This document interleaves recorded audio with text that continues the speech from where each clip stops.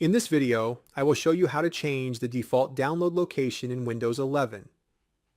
So let's get started. First, press the Windows key and the letter E on your keyboard to open File Explorer. In the left-hand panel, find the Downloads folder and right-click on it.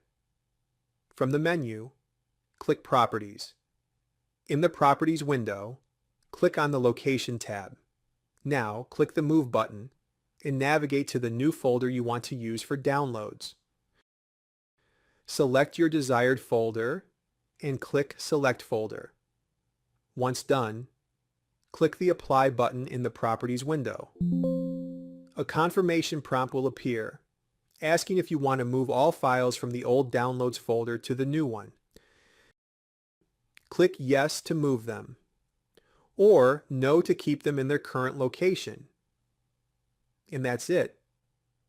That's how you can change the default download location in Windows 11. If you found this video helpful, then like the video, share it with your friends, and subscribe to my channel.